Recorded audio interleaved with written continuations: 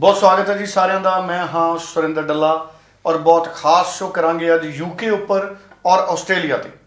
बीते कुछ समय तो आस्ट्रेलिया की गल बहुत घट हो रही है। की अपडेट्स ने टीम ग्लोबल दे चीफ साडे नाल मौजूद ने गैवी क्लेयर साहब। गैवी जी बहुत बहुत स्वागत है जी। सत श्री अकाल जी सारिਆਂ ਨੂੰ ਧੰਨਵਾਦ जी। गैवी जी यूके बारे यूके का VFS भी काम कर रहा है। यूके बारे सब तो पहला तुहाडी नज़र च किहड़े ताज़े अपडेट ने वो मैं जानना चाहूँगा और दूसरा यूके च किन्नियां संभावनावां ने कि इन कैंपस साडे स्कूल जाके साडे स्टूडेंट्स जाके उत्थे पढ़ सकणगे और नाल दी नाल स्पाउस वीज़ा लई मैनूं पता लग्या कि इस वक्त बहुत चंगियां संभावनावां ने। अजिहा क्यों है? सारे सवाल ने जिन्हां दे उत्ते मैं तुहाडे तो जवाब लऊंगा। सब तो पहला इस वक्त की ताज़ा स्थिति यूके दे नैक्सट इंटेक्स की है? ਧੰਨਵਾਦ ਜੀ ਡੱਲਾ ਸਾਹਿਬ। ਮੇਨ ਗੱਲ ਕੀਤੀ ਜਾਵੇ यूके ही एक पिछले 4-5 ਮਹੀਨੇ ਤੋਂ ਜੇ ਗੱਲ ਕੀਤੀ ਜਾਵੇ ਕਿ यूके ने ही VFS ਜਿਹੜੇ ਉਹ ਆਪਣੇ ਓਪਨ ਕਰ ਦਿੱਤੇ ਹੈ 6 ਜੁਲਾਈ ਤੋਂ ਲੈ ਕੇ। ਫਿਲਹਾਲ ਜੇ ਕੈਨੇਡਾ ਦੀ ਗੱਲ ਕੀਤੀ ਜਾਵੇ ਜਾਂ ਆਸਟ੍ਰੇਲੀਆ ਦੀ ਗੱਲ ਕੀਤੀ ਜਾਵੇ ਕੋਈ ਵੀ ਏਡੀ ਠੋਸ ਖਬਰ ਨਹੀਂ ਆ ਰਹੀ ਹੈਗੀ ਕਿ ਕਦੋਂ ਉਹ VFS ਖੋਲ੍ਹ ਰਹੇ ਹੈਗੇ ਆ ਜਾਂ ਕਦੋਂ ਫਲਾਈਟਾਂ ਓਪਨ ਕਰ ਰਹੇ ਜਾਂ ਐਮਬੈਸੀ ਓਪਨ ਕਰ ਰਹੇ ਹੈਗੇ ਆ। यूके ਦੀ ਜੇ ਗੱਲ ਕੀਤੀ ਜਾਵੇ ਤਾਂ यूके ਨੇ 6 ਜੁਲਾਈ ਤੋਂ ਆਪਣੇ VFS ਖੋਲ੍ਹ ਦਿੱਤੇ ਹੈਗੇ ਨੇ ਕਿ ਤੁਸੀਂ ਆਪਣੀਆਂ ਫਾਈਲਾਂ ਜਮ੍ਹਾਂ ਕਰਵਾ ਸਕਦੇ ਹੋ ਔਰ ਵੀਜ਼ੇ ਹਾਸਲ ਕਰ ਸਕਦੇ ਹੋ ਸਤੰਬਰ ਇਨਟੇਕ ਵਾਸਤੇ। ਸੋ ਗੱਲ ਕੀਤੀ ਜਾਵੇ ਕਿ यूके ਦੇ ਵਿੱਚ ਸਭ ਤੋਂ ਵੱਡੀ ਗੱਲ ਇਹ ਹੈਗੀ ਆ ਕਿ ਤੁਹਾਡੇ ਕੋਲ ਆਪਸ਼ਨਸ ਬਹੁਤ ਵਧੀਆ ਹੈਗੀਆਂ ਕਿਉਂਕਿ ਲਾਸਟ 3-4 ਮਹੀਨੇ ਤੋਂ ਆਇਲ ਸੈਂਟਰ ਵੀ ਬੰਦ ਹੈਗੇ ਨੇ। ਬੱਚੇ ਆਇਲਸ ਜਾਂ PT ਵਗੈਰਾ ਵੀ ਨਹੀਂ ਕਰ ਸਕੇ ਹੈਗੇ। ਸੋ ਉਹਨਾਂ ਬੱਚਿਆਂ ਵਾਸਤੇ ਜਿਹੜੇ ਬੱਚੇ ਗ੍ਰੈਜੂਏਸ਼ਨ ਪਾਸ ਹੈਗੇ ਨੇ 50 ਤੋਂ ਵੱਧ ਨੰਬਰ ਹੈਗੇ ਉਹਨਾਂ ਦੀ ਗ੍ਰੈਜੂਏਸ਼ਨ ਤੋਂ ਚੰਗੀ ਇੰਗਲਿਸ਼ ਬੋਲ ਲੈਂਦੇ ਹੈਗੇ ਉਹ ਤੁਹਾਡੇ ਕੋਲ ਵਿਦਆਊਟ ਆਇਲਸ ਆਪਸ਼ਨ ਹੈਗੀ ਆ। ਤੁਸੀਂ ਵਿਦਆਊਟ ਆਇਲਸ ਆਪਸ਼ਨ ਦੇ ਵਿੱਚ ਆਪਣੀ ਆਫਰ ਲੈਟਰ ਹਾਸਲ ਕਰ ਸਕਦੇ ਹੋ ਮਾਸਟਰਸ ਵਾਸਤੇ ਔਰ ਆਪਣੇ ਹਸਬੈਂਡ ਦੇ ਨਾਲ ਉੱਥੇ ਜਾ ਸਕਦੇ ਹੋ। ਸੋ ਲੈਵਲ 1 ਦੀ ਯੂਨੀਵਰਸਿਟੀ ਹੋਣੀ ਚਾਹੀਦੀ ਹੈ ਜਿੱਦਾਂ ਪੰਜਾਬ ਯੂਨੀਵਰਸਿਟੀ ਹੋ ਗਈ ਜਾਂ ਗੁਰੂ ਨਾਨਕ ਦੇਵ ਯੂਨੀਵਰਸਿਟੀ ਹੋ ਗਈ। ਤੁਹਾਡੇ 50 ਤੋਂ ਵੱਧ ਨੰਬਰ ਹੈਗੇ ਆ ਤੁਸੀਂ BA ਪੜ੍ਹੇ ਹੋ BCom ਕੀਤੀ ਹੈ ਚਾਹੇ BSc ਨਰਸਿੰਗ ਕੀਤੀ ਹੈਗੀ ਆ। ਸੋ ਆਪਣੇ ਹਸਬੈਂਡ ਨੂੰ ਨਾਲ ਲੈ ਕੇ ਜਾ ਸਕਦੇ ਹੋ। ਸੋ ਦੂਜੀ ਗੱਲ ਕਰਦਾ ਜਿਹੜੇ ਬੱਚੇ ਸਾਲ 2 ਸਾਲ ਦਾ ਗੈਪ ਹੈਗਾ +2 ਪਾਸ ਨੇ ਆਇਲਸ ਜਾਂ PT ਚੋਂ 6 ਬੈਂਡ ਨੇ ਜਾਂ ਉਹਨਾਂ ਦੇ 6 ਬੈਂਡ ਵਾਲੀ ਇੰਗਲਿਸ਼ ਹੈਗੀ ਆ ਉਹ ਵੀ ਵਿਦਆਊਟ ਆਇਲਸ ਅਪਲਾਈ ਕਰ ਸਕਦੇ ਨੇ। ਸੋ ਇੰਗਲਿਸ਼ ਦਾ ਮਤਲਬ ਮੇਰਾ ਇਹ ਹੈਗਾ ਕਿ ਹਰ ਇੱਕ ਯੂਨੀਵਰਸਿਟੀ ਚੰਗਾ ਸਟੂਡੈਂਟ ਲੈਣਾ ਚਾਹੁੰਦੀ ਆ ਜਿਹੜਾ ਬੱਚਾ ਇੰਗਲਿਸ਼ ਬੋਲ ਸਕਦਾ ਹੈ ਔਰ ਇੰਗਲਿਸ਼ ਸਮਝ ਸਕਦਾ ਹੈ ਕਿਉਂਕਿ ਇੱਥੋਂ ਕੋਈ ਜੇ ਤੁਹਾਡਾ ਕਈ ਸੁਣਨ ਨੂੰ ਮੇਰੇ ਕੋਲ ਆਉਂਦੇ ਡੱਲਾ ਸਾਹਿਬ ਬੱਚੇ ਵੀ ਸਾਨੂੰ ਏਜੰਟ ਨੇ ਕਿਹਾ ਮੈਂ ਖੁਦ ਇੰਟਰਵਿਊ ਕਰਵਾ ਦੂੰ। ਸੋ ਇੱਥੋਂ ਇੰਟਰਵਿਊ ਕਰਵਾ ਕੇ ਤੁਹਾਡਾ ਵੀਜ਼ਾ ਕਰਾ ਦੂਗਾ ਬਟ ਏਅਰਪੋਰਟ ਤੇ ਉਹ ਤੁਹਾਨੂੰ ਤੁਹਾਡੇ ਨਾਲ ਨਹੀਂ ਜਾਏਗਾ। ਏਅਰਪੋਰਟ ਤੇ ਤੁਹਾਨੂੰ ਆਪ ਉੱਥੋਂ ਐਂਟਰੀ ਕਲੀਅਰ ਕਰਨੀ ਪੈਣੀ ਹੈ। ਦੂਸਰੀ ਗੱਲ ਯੂਨੀਵਰਸਿਟੀ ਦੇ ਵਿੱਚ ਵੀ ਕੱਲ੍ਹ ਨੂੰ ਤੁਹਾਡਾ ਮਜ਼ਾਕ ਉੱਡੇਗਾ ਜੇ ਤੁਹਾਨੂੰ ਇੰਗਲਿਸ਼ ਨਹੀਂ ਆਉਂਦੀ ਤੇ। ਸੋ ਇੰਟਰਵਿਊ ਦੀ ਪ੍ਰੋਪਰ ਪ੍ਰੈਪਰੇਸ਼ਨ ਕਰਕੇ ਚੱਲੋ ਤਾਂ ਜੋ ਇਨ ਕੇਸ ਹਾਈ ਕਮਿਸ਼ਨ ਚੋਂ ਕਾਲ ਆ ਜਾਂਦੀ ਹੈ ਤੁਹਾਨੂੰ ਜਾਂ ਤੁਹਾਨੂੰ ਏਅਰਪੋਰਟ ਤੇ ਸਟਾਪ ਕਰ ਲੈਂਦੀ ਇਮੀਗ੍ਰੇਸ਼ਨ। ਉਹਨਾਂ ਦਾ ਇਹੀ ਸਵਾਲ ਹੁੰਦਾ ਕਿ ਤੁਸੀਂ ਕਿਹੜਾ ਕੋਰਸ ਕਰਨ ਚੱਲੇ ਹੋ ਕਿਹੜਾ ਕੀ ਪੜ੍ਹਾਈ ਕੀਤੀ ਹੋਈ ਆ ਫੰਡ ਕਿੱਥੋਂ ਸ਼ੋਅ ਕੀਤੇ ਆ ਇਸ ਯੂਨੀਵਰਸਿਟੀ 'ਚ ਕਿਉਂ ਜਾ ਰਹੇ ਹੋ। ਸੋ ਜਰਨਲ ਨੌਲੇਜ ਹੈ 4 ਤੋਂ 5 ਮਿੰਟ ਦੀ ਕਾਲ ਕਰਦੇ ਆ। ਸੋ ਉਹ ਤੁਸੀਂ ਆਪਣੀ ਪ੍ਰੋਪਰ ਪ੍ਰੈਪਰੇਸ਼ਨ ਕਰਕੇ ਚੱਲੋ ਤਾਂ ਜੋ ਤੁਹਾਨੂੰ ਵੀਜ਼ਾ ਲੈਣ 'ਚ ਕੋਈ ਪ੍ਰੋਬਲਮ ਨਾ ਆ ਸਕੇ। ਬਿਲਕੁਲ ਠੀਕ ਹੈ। ਔਰ ਸਪਾਊਸ ਵੀਜ਼ਾ ਦੀ ਹੁਣ ਕੀ ਸੰਭਾਵਨਾ ਹੈ? ਸਪਾਊਸ ਵੀਜ਼ਾ ਲਈ ਕਿਹੜੇ ਸਟੂਡੈਂਟ ਤੁਹਾਡੀ ਨਜ਼ਰ 'ਚ ਐਲੀਜੀਬਲ ਨੇ ਔਰ ਇਕੱਠੇ ਸਪਾਊਸ ਇਹਨਾਂ ਹਾਲਾਤਾਂ 'ਚ ਵੀ ਹੁਣ ਜਾਏਗਾ? ਜੀ ਬਿਲਕੁਲ ਡੱਲਾ ਸਾਹਿਬ ਜਿੱਦਾਂ ਆਪਣੇ ਫੇਸਬੁੱਕ ਪੇਜ ਤੇ ਲਾਈਵ ਚੱਲ ਰਿਹਾ ਹੈਗਾ ਕਿ ਲਾਸਟ ਟਾਈਮ ਵੀ ਆਪਣੇ ਕਾਫੀ ਵੀਜ਼ੇ ਮੈਂ ਫੇਸਬੁੱਕ ਦੇ ਉੱਤੇ ਸ਼ੇਅਰ ਕੀਤੇ ਹੋਏ ਤੁਸੀਂ ਉਹਨਾਂ ਦੇ ਵਿਊ ਦੇਖ ਸਕਦੇ ਹੋ। ਸਪਾਊਸ ਕੇਸ ਬੱਚਿਆਂ ਦੇ ਸਪਾਊਸ ਕੇਸ ਜੇ ਵਿਦਆਊਟ ਆਇਲਸ ਜਾਣਾ ਉਹੀ ਮੈਂ ਗੱਲ ਕੀਤੀ ਹੈ ਕਿ 50% ਨੰਬਰ ਚਾਹੀਦੇ ਗ੍ਰੈਜੂਏਸ਼ਨ 'ਚ ਜੇ ਮਾਸਟਰਸ ਕੀਤੀ ਹੈ ਤਾਂ ਵੀ 50 ਤੋਂ ਵੱਧ ਚਾਹੀਦੇ ਹੈਗੇ ਬਟ ਇੰਗਲਿਸ਼ ਸਕਿੱਲਸ ਤੁਹਾਡੇ ਵਧੀਆ ਹੋਣੇ ਚਾਹੀਦੇ ਕਿਉਂਕਿ ਸਕਾਈਪ ਤੇ ਇੰਟਰਵਿਊ ਹੋਏਗੀ ਯੂਨੀਵਰਸਿਟੀ। ਜਦੋਂ ਸਪਾਊਸ ਕੇਸ ਜਾਣਾ ਹੈ ਤੇ ਪੂਰੇ ਜੋੜੇ ਦੇ ਹੀ ਸਕੋਰ ਇੰਗਲਿਸ਼ ਤੇ ਮੈਟਰ ਕਰਦੇ ਨੇ ਜਾਂ ਮੇਨ ਐਪਲੀਕੈਂਟ ਦਾ ਮੈਟਰ ਕਰੇਗਾ। ਸਪਾਊਸ ਦਾ ਸਿਰਫ ਜਿਹੜਾ ਤੁਹਾਡਾ ਹਸਬੈਂਡ ਡਿਪੈਂਡੈਂਟ ਵੀਜ਼ੇ ਤੇ ਜਾ ਰਿਹਾ ਹੈਗਾ ਨਾਲ ਉਹਦਾ ਮੈਰਿਜ ਸਰਟੀਫਿਕੇਟ ਤੇ ਉਹਦੀ ਇਨਕਮ ਟੈਕਸ ਦੀ ਰਿਟਰਨ ਦੇਖੀ ਜਾਏਗੀ ਪਲੱਸ ਉਹਦੇ ਲਿਵਿੰਗ ਐਕਸਪੈਂਸ। ਸੋ ਗੱਲ ਕੀਤੀ ਜਾਵੇ ਲਿਵਿੰਗ ਐਕਸਪੈਂਸ ਜੇ ਦੋਨਾਂ ਦੀ ਗੱਲ ਕੀਤੀ ਜਾਵੇ ਫੰਡ ਸ਼ੋ ਦੀ ਤਾਂ ਆਪਾਂ ਨੂੰ ਐਟਲੀਸਟ 24 ਤੋਂ 25 ਲੱਖ ਰੁਪਈਆ ਚਾਹੀਦਾ 28 ਦਿਨ ਪੁਰਾਣਾ ਤੁਹਾਡਾ ਜੁਆਇੰਟ ਅਕਾਊਂਟ ਹੋ ਜੇ ਚਾਹੇ ਜੇ ਇੰਡੀਵਿਜੂਅਲ ਵੀ ਹੈਗਾ ਹਸਬੈਂਡ ਦੇ ਜਾਂ ਵਾਈਫ ਦੇ ਨਾਂ ਤੇ ਤਾਂ ਵੀ ਉਹ ਐਕਸੈਪਟੇਬਲ ਹੈਗਾ ਐਟਲੀਸਟ 28 ਦਿਨ ਪੁਰਾਣਾ ਕਿਉਂਕਿ यूके ਦੇ ਵਿੱਚ ਸਿਰਫ 3 ਚੀਜ਼ਾਂ ਦੇ ਉੱਤੇ ਵੀਜ਼ਾ ਨਿਰਧਾਰਿਤ ਹੈਗਾ ਆ। ਸਭ ਤੋਂ ਪਹਿਲਾਂ 28 ਦਿਨ ਪੁਰਾਣੇ ਤੁਹਾਡੇ ਫੰਡ ਸਟੇਟਮੈਂਟ ਹੋਣੀ ਚਾਹੀਦੀ ਹੈ ਤੁਹਾਨੂੰ ਉਸ ਚੀਜ਼ ਦੇ ਪੁਆਇੰਟ ਮਿਲਦੇ ਨੇ। ਦੂਸਰੀ ਚੀਜ਼ ਕੀ ਹੈਗੀ ਜਿਹੜੀ ਯੂਨੀਵਰਸਿਟੀ ਤੁਹਾਡੀ ਇੰਟਰਵਿਊ ਕਰਕੇ ਚਾਹੇ ਉਹ ਵਿਦਆਊਟ ਆਇਲਸ ਹੈ ਚਾਹੇ ਆਇਲਸ ਦੇ ਨਾਲ ਤੁਸੀਂ ਕੈਸ਼ ਲੈਟਰ ਲਈ ਤੀਸਰੀ ਚੀਜ਼ ਤੁਹਾਡੇ ਮੈਡੀਕਲ 'ਚ ਕੋਈ ਪ੍ਰੋਬਲਮ ਨਹੀਂ ਹੋਣੀ ਚਾਹੀਦੀ। ਸੋ ਅਗਰ ਤਿੰਨੇ ਚੀਜ਼ਾਂ ਤੁਸੀਂ ਕਲੀਅਰ ਕਰ ਰਹੇ ਹੋ ਤੇ 99% ਤੁਹਾਡਾ ਵੀਜ਼ਾ ਗ੍ਰਾਂਟ ਹੋਣ ਦੇ ਚਾਂਸਸ ਨੇ ਜੀ। ਤੇ ਹੁਣ ਸਟੂਡੈਂਟਸ ਲਈ ਜਦੋਂ ਹੁਣ ਸੈਪਟੈਂਬਰ ਜਾਂ ਜਨਵਰੀ ਇਨਟੇਕ ਦੀ ਅਸੀਂ ਗੱਲ ਕਰਦੇ ਹਾਂ ਜੀ, ਸਪਾਊਸ ਵਾਲੇ ਵੀ ਨਾਲ ਦੀ ਨਾਲ ਐਲੀਜੀਬਲ ਨੇ ਜੀ ਬਿਲਕੁਲ ਜੀ। ਸਪਾਊਸ ਤੁਸੀਂ ਇੱਕ ਦਿਨ ਜਿੱਦਾਂ ਮਤਲਬ ਫਸਟ ਡੇ ਤੋਂ ਵਾਈਫ ਟਰੈਵਲ ਕਰ ਰਹੀ ਹੈ, ਸੋ ਨਾਲ ਹੀ ਤੁਸੀਂ ਟਰੈਵਲ ਕਰੋਗੇ। ਅਗਰ ਤੁਹਾਡਾ ਸਪਾਊਸ ਦਾ ਮੈਰਿਜ ਜੈਨੂਇਨ ਹੈਗੀ, ਇਨਕਮ ਟੈਕਸ ਰਿਟਰਨਸ ਜੈਨੂਇਨ ਨੇ, ਪਲੱਸ ਜਿਹੜਾ ਤੁਹਾਡਾ ਹੈਗਾ ਆ ਫੰਡ ਵਗੈਰਾ ਜੈਨੂਇਨ ਹੈਗੇ ਆ, ਸੋ ਸਪਾਊਸ ਦੀ ਕੋਈ ਇੰਟਰਵਿਊ ਨਹੀਂ ਹੁੰਦੀ, ਕੋਈ ਉਹਦਾ ਸਟੱਡੀ ਨਹੀਂ ਦੇਖੀ ਜਾਂਦੀ ਹੋਗੀ, ਕੋਈ ਉਹਦਾ ਜੇ ਆਪਾਂ ਗੱਲ ਕੀਤੀ ਜਾਵੇ ਕਿ ਮੈਰਿਜ ਨਵੀਂ ਪੁਰਾਣੀ ਦਾ ਯੂਕੇ ਦੇ ਵਿੱਚ ਚੱਕਰ ਨਹੀਂ ਹੈਗਾ। ਸਿਰਫ ਤੁਹਾਡੇ ਕੋਲ ਫੰਡ 28 ਦਿਨ ਪੁਰਾਣੇ ਚਾਹੀਦੇ ਹੈਗੇ ਔਰ ਮੈਰਿਜ ਸਰਟੀਫਿਕੇਟ, ਵਿਆਹ ਦੀਆਂ ਫੋਟੋਆਂ ਚਾਹੀਦੀਆਂ ਕਿ ਤੁਸੀਂ ਵਾਕਿਆ ਹੀ ਪਤੀ ਪਤਨੀ ਹੋ, ਪਲੱਸ ਤੁਹਾਡੇ ਕੋਲ ਇੰਨੇ ਪੈਸੇ ਹੈਗੇ ਕਿ ਤੁਸੀਂ ਯੂਕੇ ਜਾ ਕੇ ਆਪਣੀ ਪੜ੍ਹਾਈ ਕਰ ਸਕਦੇ ਹੋ ਜੀ। ਤੇ ਹੁਣ ਜਿਵੇਂ ਲਾਕਡਾਊਨ ਦੀਆਂ ਬੰਦਿਸ਼ਾਂ ਹਟ ਰਹੀਆਂ ਨੇ ਪੂਰੀ ਦੁਨੀਆ ਦੇ ਵਿੱਚ ਜੀ, ਇਹਨਾਂ ਦਿਨਾਂ ਦੇ ਵਿੱਚ ਵੀ ਕੀ ਯੂਕੇ ਦੀ ਗਵਰਨਮੈਂਟ ਸਪਾਊਸ ਵੀਜ਼ੇ ਨੂੰ ਇਨਕਰੇਜ ਕਰੇਗੀ? ਜੀ ਬਿਲਕੁਲ ਜੀ। ਗੱਲ ਕੀਤੀ ਜਾਵੇ ਡੱਲਾ ਸਾਹਿਬ, ਇਸ ਟਾਈਮ ਸਰਕਾਰ ਜਿਹੜੀ ਹੈਗੀ ਆ, ਚਾਹੇ ਉਹ ਕੋਈ ਵੀ ਕੰਟਰੀ ਆ, ਸਰਕਾਰਾਂ ਕੋਲ ਇੰਨਾ ਜ਼ਿਆਦਾ ਜਿਹੜਾ ਪੈਸਾ ਨਹੀਂ ਹੈਗਾ ਹੁਣ, ਕਿਉਂਕਿ ਆਲਰੇਡੀ ਬਹੁਤ ਲਾਸ ਹੋ ਚੁੱਕਾ ਹੈਗਾ। ਸੋ ਯੂਨੀਵਰਸਿਟੀਆਂ ਵੀ ਉਹਨਾਂ ਦੇ ਉੱਤੇ ਦਬਾਅ ਬਣਾ ਰਹੀਆਂ ਹੈਗੀਆਂ ਗਵਰਨਮੈਂਟਸ ਦੇ ਉੱਤੇ ਵੀ ਸਾਡੇ ਕੋਲ ਇੰਨੇ ਪੈਸੇ ਨਹੀਂ ਹੈਗੇ ਕਿ ਅਸੀਂ ਅੱਗੇ ਹੋਰ ਸਰਵਾਈਵ ਕਰ ਸਕੀਏ, ਸੈਲਰੀਆਂ ਦੇ ਸਕੀਏ ਜਾਂ ਹੋਰ ਵੀ ਯੂਨੀਵਰਸਿਟੀਆਂ ਦੇ ਖਰਚੇ ਹੁੰਦੇ ਆ। ਸੋ ਸਰਕਾਰ ਉਹਨਾਂ ਨੂੰ ਪੈਸਾ ਦੇਣ ਤੇ ਥੋੜਾ ਜਿਹਾ ਆਨਾਕਾਨੀ ਕਰ ਰਹੀ ਆ। ਸੋ ਉਹਨਾਂ ਨੇ ਕਿਹਾ ਜੇ ਤੁਸੀਂ ਪੈਸੇ ਨਹੀਂ ਦੇ ਸਕਦੇ, ਐਟਲੀਸਟ ਸਾਨੂੰ ਅਪਰੂਵਲ ਦੇ ਦਿਓ ਕਿ ਅਸੀਂ ਬੱਚੇ ਹੀ ਬੁਲਾ ਲਈਏ ਤਾਂ ਜੋ ਸਾਡੇ ਕੋਲ ਕੁਝ ਰੈਵਨਿਊ ਆਵੇ ਜਿਹਦੇ ਨਾਲ ਅਸੀਂ ਆਪਣੀਆਂ ਸੈਲਰੀਆਂ ਕੱਢ ਸਕੀਏ, ਪਲੱਸ ਜਿਹੜਾ ਹੈਗਾ ਆ ਆਪਣਾ ਸਿਸਟਮ ਨੂੰ ਅੱਗੇ ਵਧਾ ਸਕੀਏ। ਸੋ ਦੂਜੀ ਗੱਲ ਕੀ ਹੈਗੀ, ਪਹਿਲਾਂ ਜਿਹੜੇ ਬੱਚੇ ਜਾਂਦੇ ਸੀਗੇ ਇੱਕ ਯੂਨੀਵਰਸਿਟੀ ਦੇ ਵਿੱਚ ਘੱਟ ਤੋਂ ਘੱਟ 4 ਤੋਂ 5000 ਸੀਟ ਹੁੰਦੀ ਸੀ ਇੱਕ ਇਨਟੇਕ ਦੇ ਵਿੱਚ। ਸੋ ਹੁਣ ਕੀ ਕਰ ਦਿੱਤਾ ਹੋਇਆ, ਉਹਨਾਂ ਨੇ 33% ਕੈਸ਼ ਇਸ਼ੂ ਕਰਨੇ ਹੈਗੇ ਨੇ, ਜਿੱਥੇ ਮੰਨ ਕੇ ਚੱਲੋ ਇੱਕ ਯੂਨੀਵਰਸਿਟੀ ਕੋ ਕੈਪੈਸਿਟੀ 4000 ਬੱਚਾ ਸੱਦਣ ਦੀ ਸੀਗੀ, ਉਹ 1000 ਬੱਚਾ ਜਾਂ 1500 ਬੱਚੇ ਨੂੰ ਹੀ ਸਤੰਬਰ ਇਨਟੇਕ ਦੇ ਵਿੱਚ ਕੈਸ਼ ਇਸ਼ੂ ਕਰੂਗੀ, ਕਿਉਂਕਿ ਸੋਸ਼ਲ ਜਿਹੜਾ ਡਿਸਟੈਂਸ ਹੈ ਉਹਨੂੰ ਮੇਨਟੇਨ ਰੱਖਣਾ ਹੈਗਾ ਆ। ਪਲੱਸ ਉਹ ਜਾ ਕੇ ਜਿਹੜੇ ਇੱਥੋਂ ਬੱਚੇ ਜਾ ਰਹੇ ਹੈਗੇ, ਮੇਨ ਗੱਲ ਹੈਗੀ ਹੈ ਕਿ ਉਹਨਾਂ ਨੂੰ ਉੱਥੇ 14 ਦਿਨ ਕੁਆਰੰਟਾਈਨ ਵੀ ਕਰਨਾ, ਉਹ ਵੀ ਸਰਕਾਰ ਨੇ ਔਰ ਯੂਨੀਵਰਸਿਟੀਆਂ ਨੇ ਅਰੇਂਜ ਕਰਨਾ ਹੈਗਾ।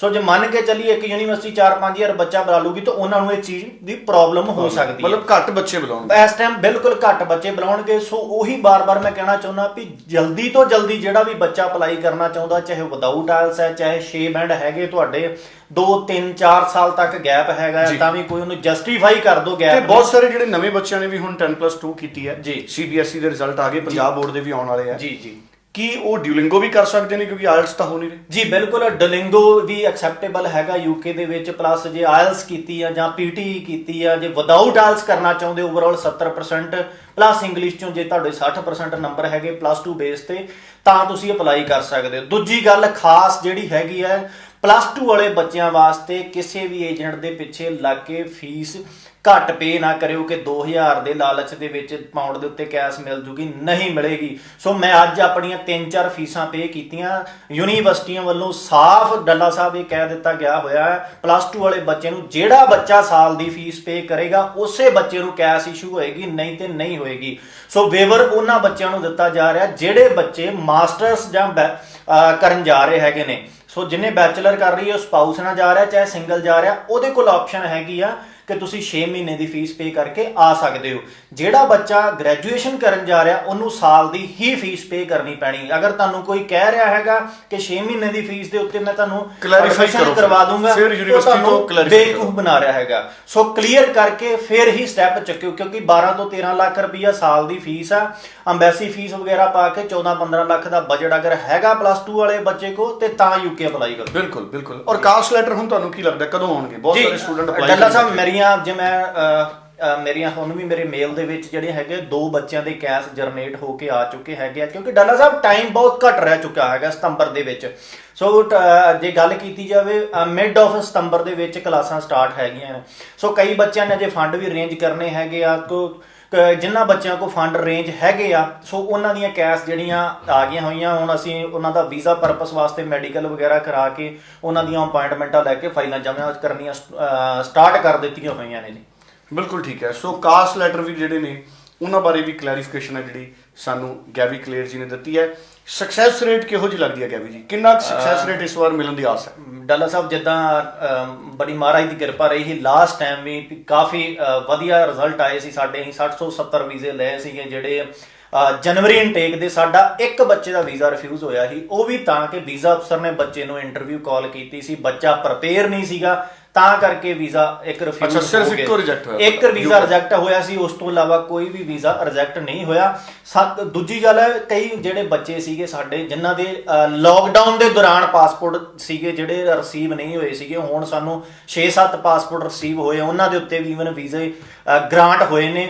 ਹੁਣ ਉਹਨਾਂ ਦੇ ਜਿਹੜੇ ਹੈਗੇ ਆ ਫਰਦਰ ਅਸੀਂ ਨਵੇਂ ਇਨਟੇਕ ਦੀ ਕੈਸ਼ ਲੈਟਰ ਲੈ ਕੇ ਸਟicker ਚੇਂਜ ਕਰਕੇ ਦੈਨ ਉਸ ਤੋਂ ਬਾਅਦ ਉਹਨਾਂ ਨੂੰ ਵੀ ਫਲਾਈ ਕਰਵਾਉਣ ਜਾ ਰਹੇ ਹਾਂ। ਅੱਛਾ, ਜਿਨ੍ਹਾਂ ਦੇ ਵੀਜ਼ੇ ਜਾਂ ਜਿਨ੍ਹਾਂ ਦੇ ਲਾਕਡਾਊਨ ਤੋਂ ਪਹਿਲਾਂ ਜਿਨ੍ਹਾਂ ਨੇ ਅਪਲਾਈ ਕੀਤਾ ਸੀ, ਜਿਨ੍ਹਾਂ ਦੇ ਪਾਸਪੋਰਟ ਮੁੜ ਰਹੇ ਨੇ ਹੁਣ, ਜੀ, ਤੇ ਉਹਨਾਂ ਲਈ ਵੀ ਕੋਈ ਨਵੀਂ ਫਾਰਮੈਲਿਟੀ ਜਿਹੜੇ ਬੱਚਿਆਂ ਦੇ ਕਈਆਂ ਦੇ ਬਲੂ ਡਾਟ ਦੇ ਵਿੱਚ ਪਾਸਪੋਰਟ ਫਸ ਗਏ ਸੀਗੇ, ਨਹੀਂ ਆ ਪਾਏ ਸੀਗੇ ਲਾਕਡਾਊਨ ਦੇ ਦੌਰਾਨ, ਉਹਨਾਂ ਬੱਚਿਆਂ ਦੇ ਸਟicker, ਕਿਉਂਕਿ ਯੂਕੇ 1 ਮਹੀਨੇ ਦਾ ਸਟicker ਵੀਜ਼ਾ ਦਿੰਦਾ ਸੀਗਾ, ਹੁਣ ਕੀ ਉਹਨਾਂ ਨੇ ਕਰ ਦਿੱਤਾ ਵੀ ਜੇ ਤੁਸੀਂ ਮਾਰਚ ਜਾਂ ਅਪ੍ਰੈਲ ਇਨਟੇਕ 'ਚ ਨਹੀਂ ਸੀ ਜੁਆਇਨ ਕਰ ਸਕੇ, ਲਾਕਡਾਊਨ ਹੋ ਗਿਆ ਸੀਗਾ, ਤੁਹਾਨੂੰ ਪਾਸਪੋਰਟ ਨਹੀਂ ਮਿਲ ਪਾਇਆ, ਹੁਣ ਉਹਦੇ ਵਾਸਤੇ ਕਿ ਤੁਹਾਨੂੰ ਅਗਲੇ ਇਨਟੇਕ ਸਤੰਬਰ ਦੀ ਨਵੀਂ ਕੈਸ਼ ਲੈਟਰ ਲੈਣੀ ਪਵੇਗੀ, ਪਲੱਸ ਜਿਹੜੀਆਂ ਤੁਹਾਡੇ ਤੁਸੀਂ ਫੰਡ ਸ਼ੋ ਕੀਤੇ ਸੀ ਉਹਦੀ ਨਵੀਂ ਬੈਂਕ ਸਟੇਟਮੈਂਟ, ਬੈਲੈਂਸ ਸਰਟੀਫਿਕੇਟ ਲੈਣਾ ਪਏਗਾ, ਉਹ ਲੈ ਕੇ ਤੁਸੀਂ VFS ਪਾਸਪੋਰਟ ਜਮ੍ਹਾਂ ਕਰਾਓਗੇ, ਕੋਈ ਤੁਹਾਡੇ ਕੋਲ ਐਮਬੈਸੀ ਫੀਸ ਨਹੀਂ ਲਈ ਜਾਏਗੀ, ਕੋਈ ਕੁਝ ਨਹੀਂ ਹੋਏਗਾ। ਉਹ ਨਵਾਂ ਸਟicker ਆ ਜਿਹੜਾ ਤੁਹਾਡਾ 3 ਮਹੀਨੇ ਦਾ, ਹੁਣ ਮੇਨ ਗੱਲ ਉਹਨਾਂ ਸਟicker ਵੀ ਜਿਹੜਾ ਵਾ ਯੂਕੇ ਨੇ 3 ਮਹੀਨੇ ਦਾ ਕਰ ਦਿੱਤਾ, 3 ਮਹੀਨੇ ਦਾ ਕਰ ਦਿੱਤਾ, ਉਹ ਨਵਾਂ ਸਟicker ਲਾ ਕੇ ਸੋ ਤੁਸੀਂ ਅਪਲਾਈ ਕਰ ਸਕਦੇ ਹੈਗੇ ਹੋ। ਬਿਲਕੁਲ ਠੀਕ ਹੈ ਜੀ। ਸੋ ਬਹੁਤ ਇੰਪੋਰਟੈਂਟ ਅਪਡੇਟ ਨੇ ਜਿਹੜੇ ਗੈਵੀ ਕਲੀਅਰ ਸਾਹਿਬ ਨੇ ਸਾਡੇ ਨਾਲ ਸਾਂਝੇ ਕੀਤੇ ਨੇ। ਗੈਵੀ ਜੀ, 2 ਸ਼ਬਦਾਂ 'ਚ ਕੋਈ ਖਾਸ ਸੁਨੇਹਾ ਅਖੀਰ 'ਚ ਦੇਣਾ ਚਾਹੁੰਦੇ ਹੋ? ਮੇਨ ਗੱਲ ਇਹੀ ਹੈ ਜੀ, ਅਜੇ ਫਿਲਹਾਲ ਆਸਟ੍ਰੇਲੀਆ ਜਾਂ ਕੈਨੇਡਾ ਵੱਲੋਂ ਕੋਈ ਵੀ ਏਡੀ ਵਧੀਆ ਖਬਰ ਨਹੀਂ ਆ ਰਹੀ ਹੈਗੀ। ਜਿਹੜੇ ਬੱਚੇ ਲਾਹਾ ਲੈਣਾ ਚਾਹੁੰਦੇ ਨੇ ਯੂਕੇ, ਉਹ ਇਮੀਡੀਏਟਲੀ ਅਪਲਾਈ ਕਰੋ, ਚਾਹੇ ਵਿਦਆਊਟ ਆਇਲਸ ਹੈ, ਚਾਹੇ ਆਇਲਸ ਵਾਲਾ ਬੱਚਾ ਅਪਲਾਈ ਉਹਦੇ ਕੋਲ ਕਰਿਓ ਜਿੰਨੇ ਪਹਿਲਾਂ ਵੀਜ਼ੇ ਲਵਾਏ ਨੇ। ਆਪਣਾ ਟਾਈਮ ਵੇਸਟ ਨਾ ਕਰਿਓ। ਮੇਰਾ ਕਹਿਣ ਦਾ ਮਤਲਬ ਇਹ ਹੈਗਾ ਕਿ 33% ਕੈਸ਼ ਇਸ਼ੂ ਹੋਣੇ ਆ, ਇਸ ਤੋਂ ਅੱਗੇ ਕੈਸ਼ ਨਹੀਂ ਇਸ਼ੂ ਹੋਣੇ, ਤਾਂ ਜੋ ਕਿਸੇ ਦੇ ਪਿੱਛੇ ਲੱਗ ਕੇ ਆਪਣਾ ਪੈਸਾ ਨਾ ਵੇਸਟ ਕਰਿਓ ਕਿ ਤਾਂ ਜੇ ਮੁੜ ਕੇ ਤੁਹਾਨੂੰ ਦੁਬਾਰਾ ਵਾਪਸ ਕਰਾਉਣਾ ਪਵੇ। ਸੋ ਚੰਗੀ ਤਰ੍ਹਾਂ ਤੁਸੀਂ ਸਾਰੇ, ਕਿਉਂਕਿ ਆਲਰੇਡੀ ਕਰੋਨਾ ਨੇ ਬਹੁਤ ਹਾਲਾਤ ਕਾਰੋਬਾਰ ਦੇ ਖਰਾਬ ਕਰ ਦਿੱਤੇ ਹੋਏ ਆ। ਸੋ ਜਿਹੜੇ ਵੀ ਤੁਹਾਡੇ ਕੋਲ ਸੇਵਿੰਗਸ ਪਈਆਂ ਉਹਨੂੰ ਸਹੀ ਏਜੰਟ ਦੀ ਸਲਾਹ ਦੇ ਨਾਲ ਫਿਰ ਹੀ ਆਪਣਾ ਅੱਗੇ ਵਧੋ। ਔਰ ਹੁਣ ਮੈਂ ਇੱਕ ਚਾਹੁੰਦਾ ਕਿ ਆਸਟ੍ਰੇਲੀਆ ਦੇ ਵੀ ਛੋਟਾ ਜਿਹਾ ਅਪਡੇਟ ਦੇ ਦਿਓ। ਆਸਟ੍ਰੇਲੀਆ ਬਾਰੇ ਕੀ ਅਪਡੇਟ ਹੈ? ਜੀ, ਡੱਲਾ ਸਾਹਿਬ, ਜੇ ਲਾਸਟ ਮੰਥ ਦੀ ਗੱਲ ਕੀਤੀ ਜਾਵੇ, ਡੱਲਾ ਸਾਨੂੰ ਲੱਗਦਾ ਸੀਗਾ ਕਿ ਨਵੰਬਰ ਇਨਟੇਕ ਸ਼ਾਇਦ ਓਪਨ ਕਰ ਦੇਵੇ ਆਸਟ੍ਰੇਲੀਆ। ਸੋ ਆਸਟ੍ਰੇਲੀਆ ਦੇ ਵੱਲੋਂ ਅਜੇ ਕੀ ਹੈਗਾ ਵਾ ਵੀ ਕੋਈ ਵੀ ਅਪਡੇਸ਼ਨ ਨਹੀਂ ਆਈ। ਨੋ ਡਾਊਟ ਯੂਨੀਵਰਸਿਟੀਆਂ ਆਫਰ ਲੈਟਰ ਇਸ਼ੂ ਕਰ ਰਹੀਆਂ ਨੇ, COE ਵੀ ਆ ਰਹੀਆਂ ਹੈਗੀਆਂ ਬੱਚਿਆਂ ਦੀਆਂ, ਬਟ ਅਸੀਂ ਆਪਣੀਆਂ ਫਾਈਲਸ ਜਿਹੜੀਆਂ ਸਟਾਪ ਕੀਤੀਆਂ ਹੋਈਆਂ ਜੇ ਹਾਈ ਕਮਿਸ਼ਨ ਦੇ ਵਿੱਚ ਨਹੀਂ ਅਪਲੋਡ ਕਰ ਰਹੇ ਹੈਗੇ।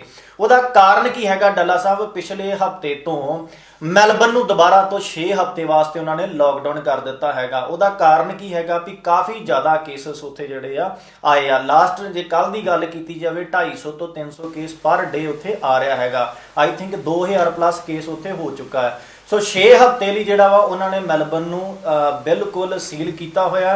ਜਿੱਦਾਂ ਹੀ ਮੈਲਬਨ ਦੇ ਵਿੱਚ ਸਥਿਤੀ ਠੀਕ ਹੋ ਜਾਏਗੀ, ਸੋ ਉਸ ਤੋਂ ਬਾਅਦ ਆਸ ਹੈਗੀ ਹੈ ਕਿ ਸਭ ਤੋਂ ਪਹਿਲਾਂ ਜਿਹੜਾ ਹੈਗਾ ਰੀਜਨਲ ਏਰੀਏ ਖੋਲਣਗੇ, ਜਿੱਦਾਂ ਸਿਡਨੀ ਦੇ ਲਾਗੇ ਹੋ ਗਏ, ਜਾਂ ਆਪਾਂ ਬ੍ਰਿਸਬੇਨ ਸਾਈਡ ਕਹਿ ਲਈਏ, ਤਸਮਾਨੀਆ ਕਰ ਲਈਏ, ਜਾਂ ਆਪਾਂ ਐਡੀਲੇਡ ਨੂੰ ਕਰ ਲਈਏ, ਜਾਂ ਪਰਥ ਕਰ ਲਈਏ। ਸੋ ਮੈਲਬਨ ਦੀ ਅਜੇ ਕੋਈ ਆਸ ਨਹੀਂ ਹੈਗੀ ਵੀ ਜਲਦੀ ਖੁੱਲ ਜੇ। ਸੋ ਬਾਕੀ ਆਈ ਹੋਪ ਆਸਟ੍ਰੇਲੀਆ ਨੂੰ ਲੈ ਕੇ ਸਟੂਡੈਂਟਸ ਦੇ ਮਨ 'ਚ ਨਾ ਵਹਿਮ ਬੜਾ ਹੈ ਕਿ ਆਸਟ੍ਰੇਲੀਆ ਕਦੋਂ ਖੁੱਲੂ, ਕਦੋਂ ਤੱਕ ਬੰਦ ਰਹੂਗਾ। ਜੋ ਮੈਨੂੰ ਆਸ ਲੱਗ ਰਹੀ ਹੈ ਡੱਲਾ ਸਾਹਿਬ ਵੀ ਨੈਕਸਟ ਈਅਰ ਜਨਵਰੀ ਦੇ ਵਿੱਚ ਹੀ ਇਹ ਓਪਨ ਕਰਨਗੇ। ਸੋ ਜਿਹੜੀਆਂ ਇਹਨਾਂ ਦੀਆਂ ਗਾਈਡਲਾਈਨਸ ਨੇ, ਆਈ ਥਿੰਕ ਮੈਨੂੰ ਲੱਗਦਾ ਆ ਵੀ ਸਤੰਬਰ ਅਕਤੂਬਰ 'ਚ ਆਉਣਗੇ, ਉਹਦੇ ਵਿੱਚ ਦੱਸਣਗੇ। ਸੋ ਜੇ ਗੱਲ ਕੀਤੀ ਜਾਵੇ ਹੁਣ ਇਨਟੇਕ ਵੀ ਆਲਮੋਸਟ ਆਪਣਾ ਜੁਲਾਈ ਖਤਮ ਹੋ ਗਿਆ, ਅਗਲਾ ਇਨਟੇਕ ਵੀ ਮੋਸਟਲੀ ਜ਼ਿਆਦਾਤਰ ਯੂਨੀਵਰਸਿਟੀਆਂ ਦੇ ਵਿੱਚ ਫੈਬਰੀ ਆ, ਨਵੰਬਰ ਇਨਟੇਕ ਹੈਗਾ 2-4 ਯੂਨੀਵਰਸਿਟੀਜ਼ ਦੇ ਵਿੱਚ।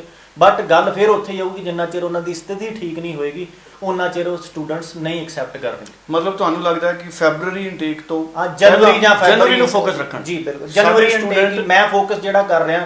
ਮੇਰੇ ਜਿੰਨੀਆਂ ਵੀ ਸਤੰਬਰ ਦੀਆਂ ਚਾਹੇ ਅਗਸਤ ਦੀਆਂ ਆਫਰ ਲੈਟਰ ਨੇ, ਮੈਂ ਸਾਰਿਆਂ ਦੀਆਂ ਹੀ ਫੀਸਾਂ ਜਿਹੜੀਆਂ ਟ੍ਰਾਂਸਫਰ ਕਰਾਈਆਂ, ਡੈਫਰ ਆਫਰ ਜਨਵਰੀ ਦਾ ਲੈ ਕੇ ਉਹਨਾਂ ਦੀਆਂ COE ਕਢਾ ਕੇ ਰੱਖ ਲਈਆਂ ਹੋਈਆਂ। ਜਿੱਦਾਂ ਹੀ ਕੋਈ ਸਹੀ ਨਿਊਜ਼ ਆਏਗੀ ਅਸੀਂ ਵੀਜ਼ੇ ਵਾਸਤੇ ਅਪਲੋਡ ਕਰ ਦਾਂਗੇ। ਬਿਲਕੁਲ। ਸੋ ਤੁਸੀਂ ਆਸਟ੍ਰੇਲੀਆ ਲਈ ਜਨਵਰੀ ਔਰ ਫੈਬਰਰੀ ਇਨਟੇਕ ਤੇ ਫੋਕਸ ਰੱਖ ਕੇ ਗੈਵੀ ਕਲੀਅਰ ਸਾਹਿਬ ਦੇ ਨਾਲ ਸੰਪਰਕ ਕਰ ਸਕਦੇ ਹੋ, ਤੁਸੀਂ ਕੋਈ ਹੋਰ ਕਲੈਰੀਫਿਕੇਸ਼ਨ ਜਿਹੜੀ ਲੈਣੀ। ਬਹੁਤ ਬਹੁਤ ਧੰਨਵਾਦ ਗੈਵੀ ਜੀ, ਤੁਸੀਂ ਸਮਾਂ ਕੱਢਿਆ ਤੇ ਬਹੁਤ ਅਹਿਮ ਜਾਣਕਾਰੀ ਦਿੱਤੀ। Thank you.